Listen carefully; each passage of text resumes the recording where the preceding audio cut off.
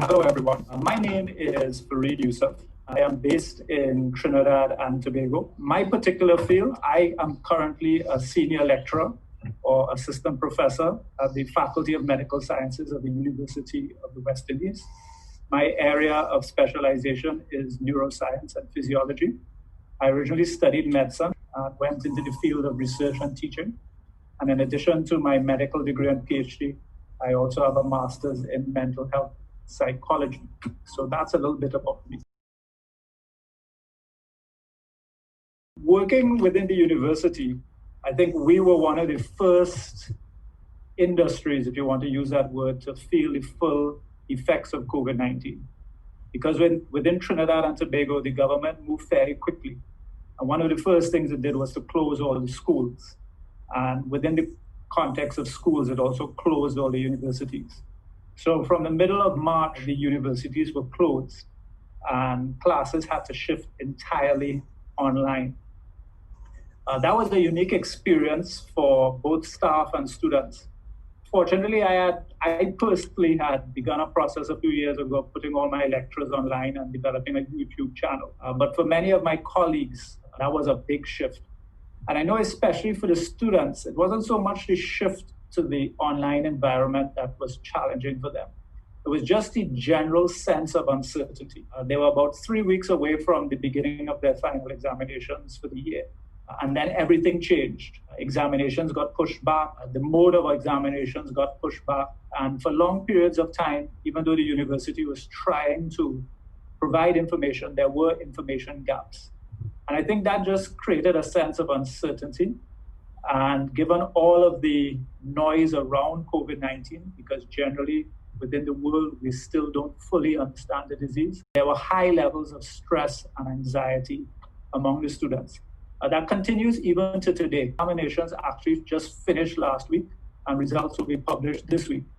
And so they're very, very concerned about results and grading and marks. And now, of course, they're very concerned about what's going to happen in August when the university restarts after the summer semester. So I think beyond the actual physical challenges associated with COVID-19, it has produced a great level of mental health stress for our students. I should also say for the staff of the university, it also has been challenging. Like I said, the shift to an online environment was new for many. Many doctors are very skilled in clinical practice, but they might not be so skilled with computers and the latest technology. And so that did represent a challenge for them. But overall, the population generally, I felt, remained fairly calm, was very responsive to the directions of the government and handled everything quite well. I think Trinidad and maybe some of the other Caribbean islands are unique. Like I said, the government was very efficient and moved very early to mitigate the effects of COVID-19. So by the middle of March, schools were being closed. By the end of March, we were in total lockdown and the borders were closed. So overall, our caseload within the nation has been fairly low. Up to today, we have 126 confirmed cases, of which 8 persons unfortunately passed. Of those 126 cases, over 95% were imported cases. These would be residents returning back to Trinidad and Tobago. And we've had no form of community spread and only localized spread. A couple of local cases of local spread. What that meant was even during the lockdown period, there were many, many days when there were no new cases of COVID-19. And so the types of conversations that were being had, not just within the university, but I think within the public at large, was how do you strike the balance between public health and public safety and having all of the lockdown measures in place. Gatherings were reduced to no more than 5 people. Everybody were encouraged to stay at home. In Trinidad and Tobago, we were not even allowed outside to exercise. You could go outside within your own garden, but you weren't supposed to be on the road exercising. So it was quite strict. And to a large extent, the population did follow the guidelines. And as you can see, it's worked very well. But within that context, of course, there was obviously a downturn in the economy. A large percent of our economy is what's termed the informal economy.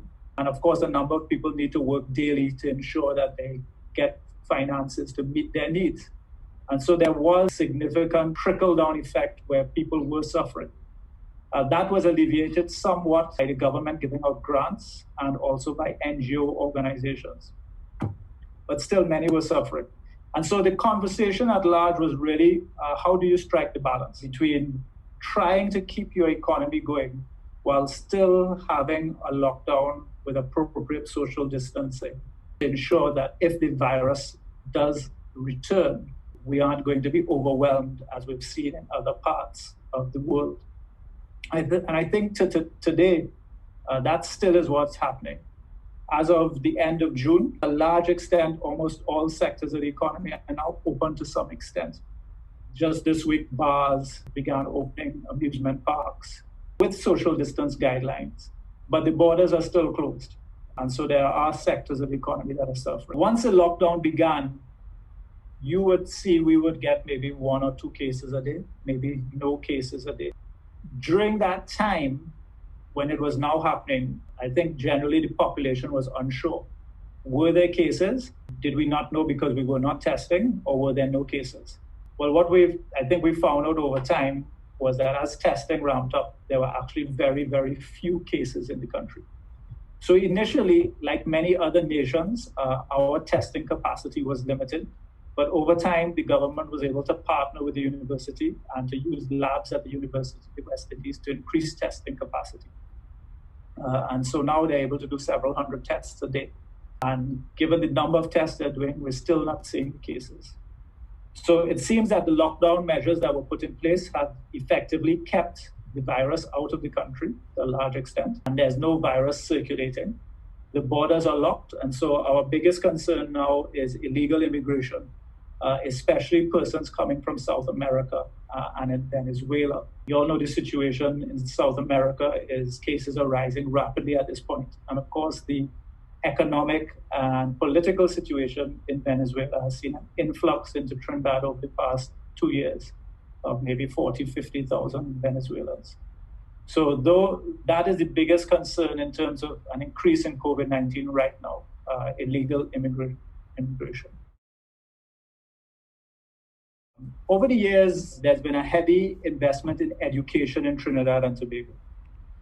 Education has always been seen as a way for people to make their way up through society. And so there's been a lot of investment, not just by the government, but by churches and NGOs into education. And that has produced a fairly literate population, high levels of literacy, and a high number of persons going on to university education and further degrees. It's not benefited the entire population, but a sizable portion of the Trinidad and Tobago population has been able to further their education. And that's created a strong cadre within the professional class. As I mentioned before, I work at the University of the West Indies in the medical faculty. We train doctors. And our doctors are trained to a very high level and are able to go anywhere in the world and do very, very well, including the UK, the US, Australia, Europe. And so what that has produced is people with a certain level of competence. And I think that level of competence and training is what serves us in good stead once the pandemic hit. It allowed the government to get accurate advice, and it allowed the government to respond to that advice aggressively and early. So I think because of that early response based on sound scientific advice, it allowed us to compensate for some of the gaps within the public health sector by moving early. In addition, the government was able to make use of a number of facilities that they had built over the years but had not yet fully come on stream. One of which was a hospital, which was built about 3 or 4 years ago, and because of economic reasons had not been operationalized. But at the time of COVID, provided a perfect opportunity, a place where patients could be treated in an isolated environment. And so that became the perfect base for a quarantine environment. So a number of things actually came together that created an environment that allowed the country to navigate the situation fairly well, I think. I think having said all of that, what we don't know is if we were to get a spike, and if we were to see the kind of spread that we're seeing, say, in Florida right now, or Brazil, how our public health sector would be able to cope. And I think that's what the government fears. And that's part of the reason why they move so aggressively, recognizing that we do have limited ICU beds. Very early on, there were reports that we had limited PPE and those types of things. Those things never became an issue because we were never overwhelmed. But it is probably the case that if we saw several hundred cases a day, that we would then begin to experience what we've seen in Italy, in the US, in Brazil, and these other nations. Everybody who was tested positive was immediately put in quarantine, and the government did a very good job of keeping those names private and ensuring confidentiality. So unless you knew them personally because they were family members, we really didn't know who they were. Generally, there was no sense of panic in the society.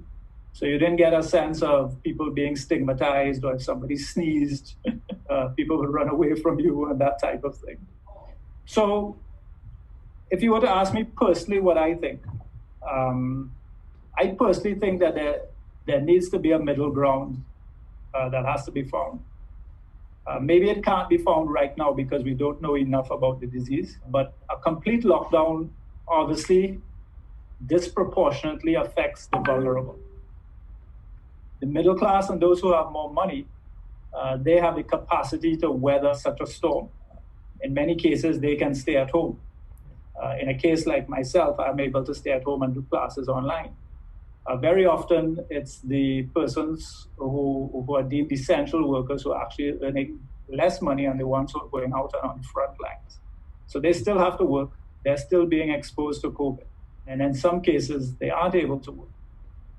And that obviously affects them to a large extent. It's very, very difficult to tell a man, don't go and work if he has to feed his family, or a mother if she has to feed her children. And if she stays home, she has no food to put on the table. So as the disease shifts from countries that have better infrastructure and better economic support into the countries of the South, as we're seeing in Latin America and South America right now, I do think that is one of the challenges that we are being faced with. How do you balance a complete lockdown with keeping economic activity going forward? Personally, I don't know the answer to that. I know some nations like Sweden have been experimenting, and I guess the jury is still out on that. One of the things that I think we're seeing now, of course, with more testing and with a little bit of time into the pandemic where the doctors have learned how to better manage cases, is we're seeing that the fatality rate is coming down. So what would have been initial estimates of 5 or 6% are now suggesting it might be lower at about 1%. So I guess the real question is, how can we keep things moving forward without allowing our health systems to become overwhelmed until we get a vaccine? Within Trinidad and Tobago, I mean, people, of course, have started doing research on what have been the mental health implications, how are people coping in terms of actual treatment of the disease. Like I said, we have a strong virology unit that for many years has been looking at zoonoses and how viruses are transferred from animals to humans. And so they have a good background in this type of situation. I'm not sure if there's any particular research now going on into COVID-19 in that particular area. But I do think it's an opportunity for out-of-the-box thinking. So in an environment like Trinidad and Tobago, we have very little flexi time. We have very little work from home. What COVID-19 has taught us is we can use a lot more of those tools within our environment. It's an opportunity, I think, for even nations to think differently. The borders of Trinidad and Tobago are closed, and the borders of many other Caribbean islands are closed but all the islands have reduced their COVID-19 levels to almost nil. Maybe we can have a shared border space and encourage tourism and movement of goods and businesses just among the islands while still being isolated from Europe and the US. And so there's opportunity for new definitions of economic flows in different regions. There's even opportunities to define what a work week is. Could a work week be shifted to 6 days a week, with some people coming out Monday, Wednesday, Friday, others coming out Tuesday, Thursday, Saturday? So I do think COVID-19 provides a unique environment for us to rethink how we do things. The other thing that I think across the world we've seen with COVID-19 is the earth got a chance to breathe. I think that's a term that we've been using. As the human activity was decreased, it allowed a regeneration of certain aspects of nature, which can only be a good thing. And I think we've all seen the images of the reduction in pollution and those types of things.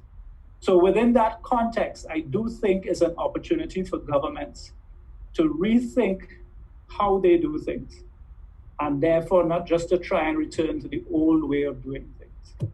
If I had to look and see what's going on from afar, I would say it doesn't seem that many people are doing that, though they could be doing it behind the scenes. So that's what I'd be interesting to see. How can we re-envision human society and human development going forward and taking advantage of some of the lessons that COVID-19 taught us? I didn't mention, but one of the challenges, I think, one of the long-term unforeseen consequences of this that we won't understand fully is actually the effect on education. So within Trinidad and Tobago, an entire school term has been lost because the ministry shifted the final school term, the last 3 months of the school term, totally online.